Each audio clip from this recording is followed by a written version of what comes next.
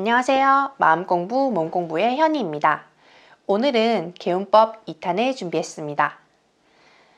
1탄을 안 보신 분들은 1탄을 보고 오시면 도움이 되실 것입니다. 어떤 일이 안 풀릴 때 무당에게 점을 보러 가기도 하잖아요. 제 가까운 지인에게 있었던 일인데요.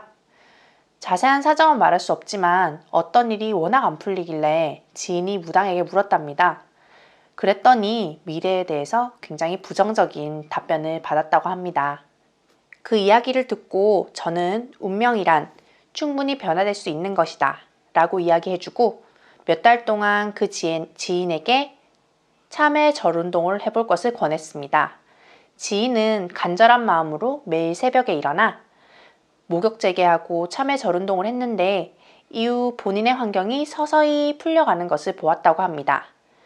나중에 무당에게 지인이 물어봤다는데 미래에 대해 긍정적으로 이야기하는 것으로 미래가 바뀌었답니다. 다른 현재 상황들은 비슷하게 이야기를 하는데 미래에 대한 부분만 바뀌었다는 부분이 저는 이야기를 듣고 매우 신기했어요. 여러분들도 신기하시죠? 와우. 자세한 참회 절운동에 대해 알고 싶으신 분들은 개운법 1탄을 다시 봐주세요. 오늘 개운법은 미움에 대한 해방입니다. 참회 절운동이 나의 죄에 대한 참회라면 오늘은 내 마음에 있는 미움에 대한 용서입니다. 호호포노포노식 개운법이라고 들어보셨나요?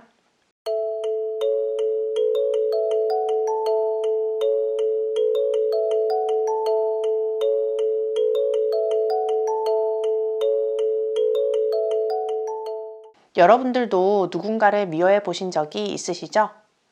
어릴 때 누군가에게 맞았다거나 사기를 당했다거나 아무 이유도 없이 모욕을 당했다거나 각자의 마음속에 풀리지 않는 응어리가 있을 것입니다. 이것을 모두 용서하실 수 있으세요? 무척 어려운 일입니다. 그런데 그것을 용서해야 우리의 마음이 편해집니다.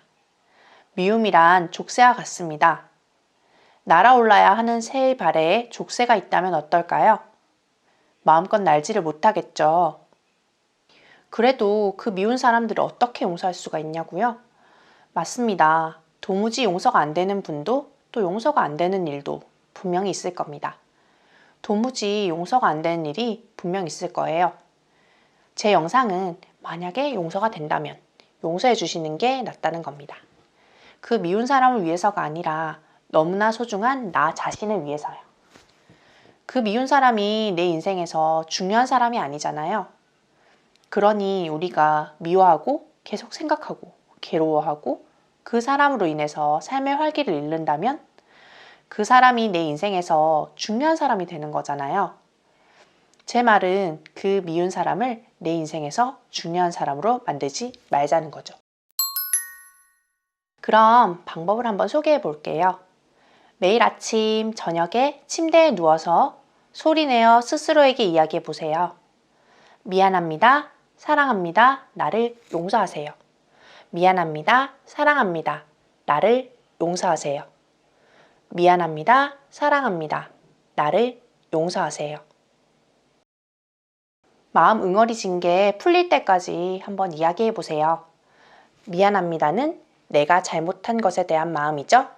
사랑합니다는 말은 내 마음을 따뜻하게 합니다. 나를 용서해 주세요 라는 말은 내가 용서받는 안정된 느낌이 듭니다. 내가 용서를 받으면 나도 남을 용서해 줄 수 있습니다.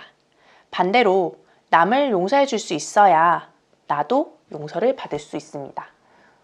저번 편에 말씀드렸던 것처럼 우주는 하나니까요. 결국 돌고 돌아서 내게로 오는 것이 우주의 인과율입니다. 자, 같이 따라해 볼까요? 눈을 감고 우주를 떠올리면서 진심을 담아서 미안합니다. 사랑합니다. 나를 용서하세요. 미안합니다. 사랑합니다. 나를 용서하세요. 미안합니다. 사랑합니다. 나를 용서하세요. 감사합니다.